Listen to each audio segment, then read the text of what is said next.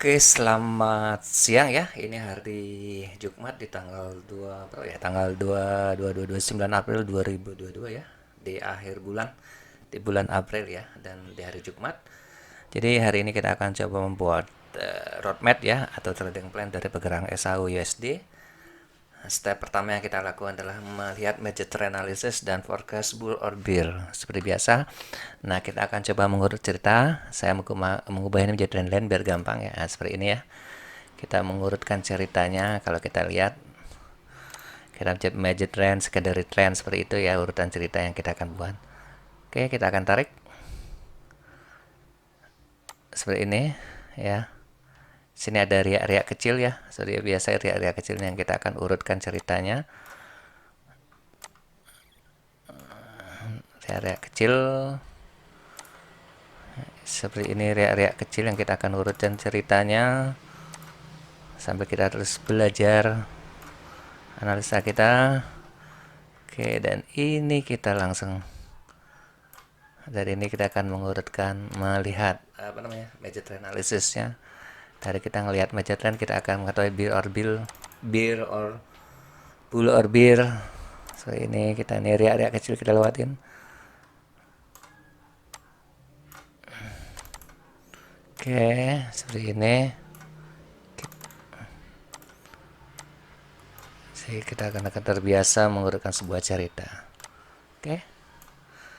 Nah, yang kita cari adalah ini, ya. Mau kemana ini? Nah, oke. Saya akan dibantu dengan MA90. Satu lagi. Oke. Oke. MA90 seperti kita ketahui goal, akhirnya terjadi reaksi di daerah MA90 daerah pantulnya yang kemarin yang kita pernah bahas. Kita akan menunggu area-area pantul goal di daerah ini ya. Nih, perhatikan. Ini area pantul goal ya. Oke. Oke. Dari sini kita akan menghubungkan titik-titiknya, garis-garisnya. Oke.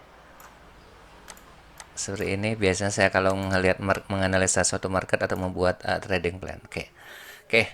Kita setelah ini kita turun di time frame 4 jam untuk mencari bull or bear-nya. Oke. Oke. Kalau kita trading intraday kita cukup menggunakan time frame 4 jam. Nah, ini ya, setelah kita urutkan ceritanya. Oke, kita sudah dapat garis-garis. Oke. Di sini kelihatan ya. Dari garis-garis apa? Faktor-faktor kuncinya sudah kita ketemuin. Nah, dari sini kan kita bisa aja mengurutkan ceritanya lagi. Oke. Dari sini kan kita kelihatan ya. Oke, dari sini pantau lagi kan ini.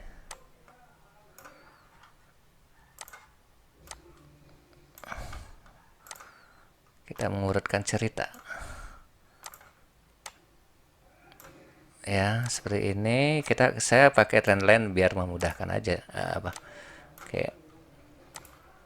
Nice. Dan seperti ini ceritanya Gul ya.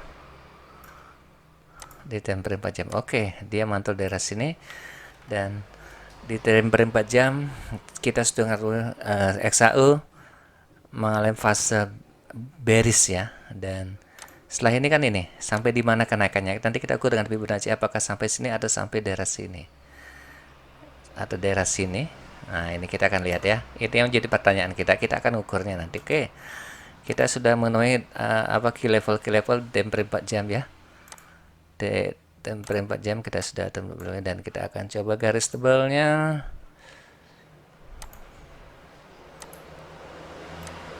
Nah, seperti ini sesimpel mungkin saya buat buat trading plan. Kita akan urutkan ceritanya. Oke. Nah, saya butuh cuma ini aja tok. Terjauh adalah ini. Kita lihat ke levelnya ada di sini. Oke, saya ambil daerah sini ya. Oke.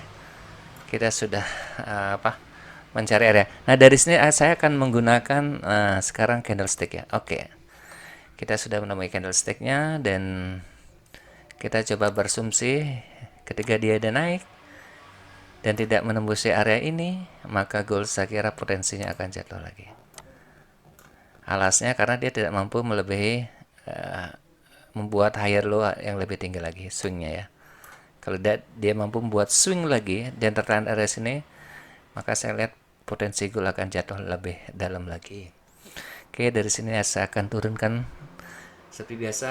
Itu kan first step tuh kita ngelihat major trend analysis, terus forecast bull orbit. Dan second step tuh kita ngelihat pattern to entry di time frame kecil, misalnya 1 jam. Kita ngelihat pola-pola nggak di 1 jam atau candlestick entry-nya. Itu yang second step-nya.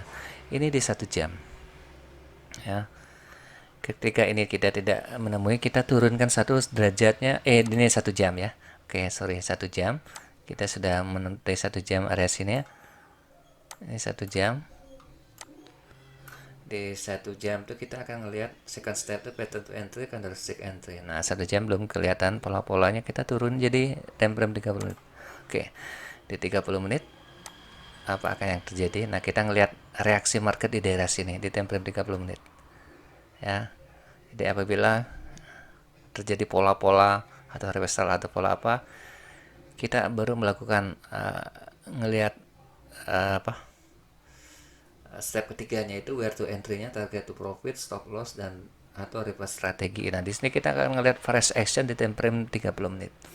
Nah, kalau di time frame 4 jam kita kan sudah ketahui trennya masih bearish ya. Kita akan mencari peluang-peluang to entry. Kalau kita ngelihat di time frame jam, atau kalau kita coba menarik Fibonacci-nya, sorry kalau di time frame 4 jam ya, kalau kita ngelihat menarik Fibonacci, gunakan, kita ambil resisten terdekat itu daerah sini misalnya. Oke, ini resisten terdekat, kita tarik dan berikan area 161 ini. Nah, ini ya. Nah, apabila gold terjadi penurunan, sampai di mana gold akan terjadi penurunan? Oke, kita akan lihat reaksi market dari sini ya. Kita di time frame 1 jam kita juga ngelihat. Di time frame 1 jam kita bisa narik Fibo lagi. Oke, kita asumsinya akan turun. Sejauh mana? Nah, sini. Gold bisa nyampe, kalau terjadi penurunan, gold akan berpotensi ke area sini saya bilang. Ini gold. Ini gold ya, ini gold saya bilang.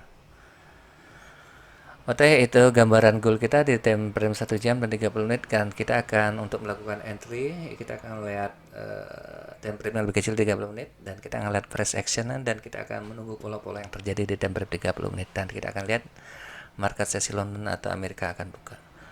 Nah, at least secara garis besar saya kira gold masih melakukan tren bearish trend ya, melakukan penurunan. Dan kita akan lihat posisi, kita akan cari peluang posisi untuk melakukan sell yang bagus. Oke, thank you. Happy cuan dan selamat berweekend.